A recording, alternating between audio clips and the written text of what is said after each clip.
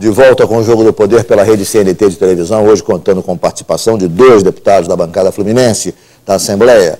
André Correia, PSD, Robson Leite, PT. O deputado Robson Leite só foi coautor da lei ficha limpa no âmbito do Estado do Rio, a lei que, na realidade, disciplina a contratação de servidores, estendendo a lei federal às esferas municipal, estadual, inclusive também ao próprio Tribunal de Contas do Estado. Quer dizer, do ponto de vista prático, concreto, o que mudou a partir da aprovação da lei ficha limpa no Estado? Na realidade, hoje, nós não temos a contratação mais de nenhum servidor que tenha algum tipo de mácula em sua ficha?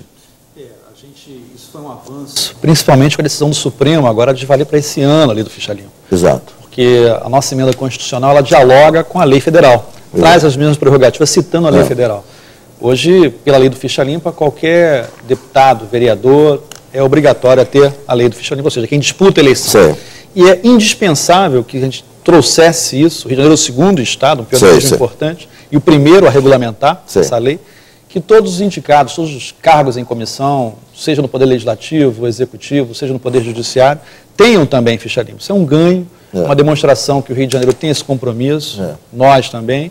E a gente se preocupou muito, e eu acho que talvez o grande gol desse projeto tenha sido a votação unânime. Todos os deputados votaram favoravelmente. A prerrogativa não vai à sanção do governador, é a prerrogativa do parlamento, por ser uma emenda constitucional, e que traz essa conduta indispensável no trato da coisa pública, que é a ética republicana.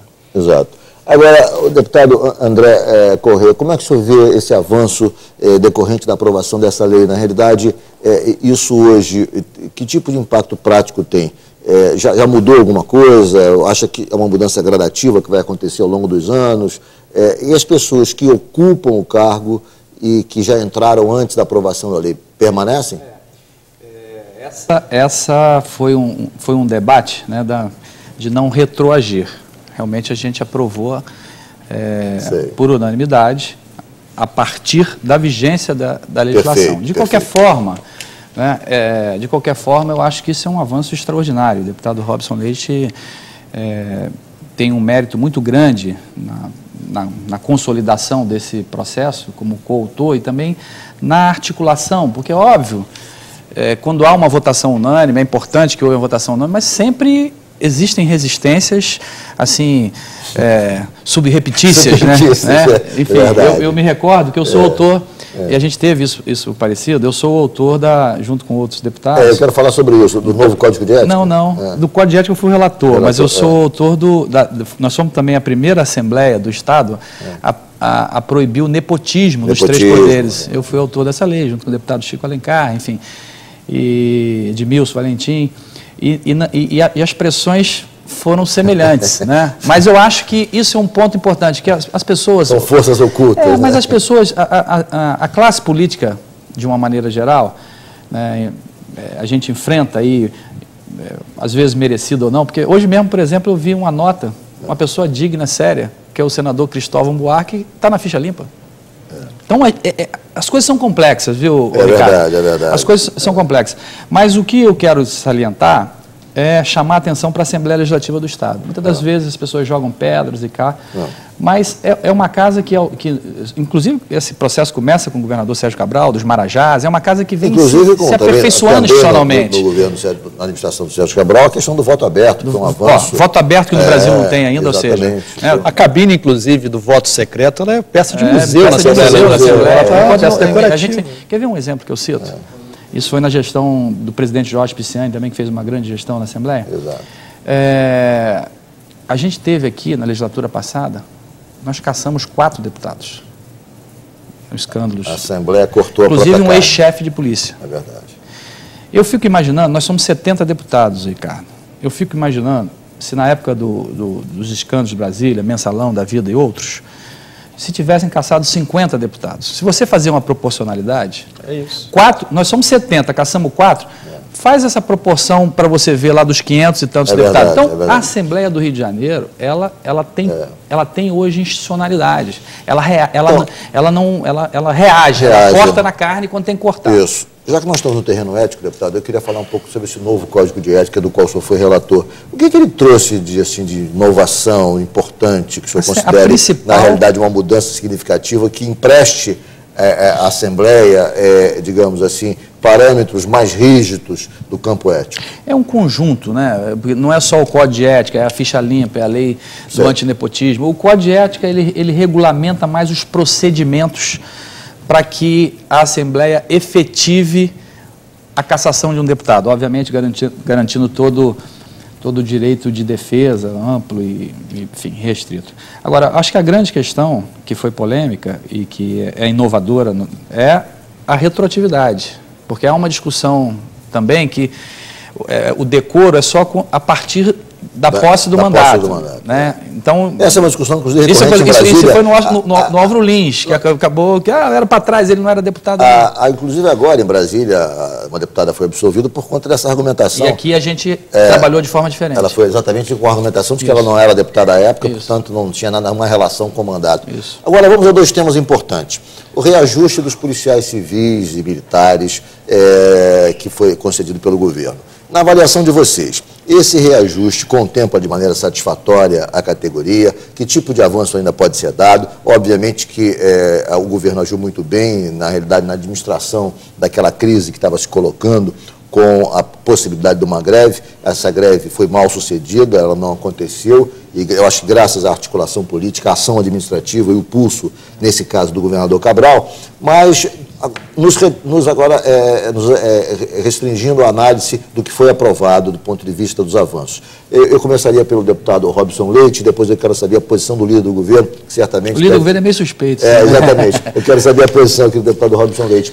Deputado, como é que o senhor viu essa proposta? Qual é a sua avaliação? O senhor acha que há algum espaço para avanço ainda? Ou o senhor acha que nesse momento foi dado o que era possível?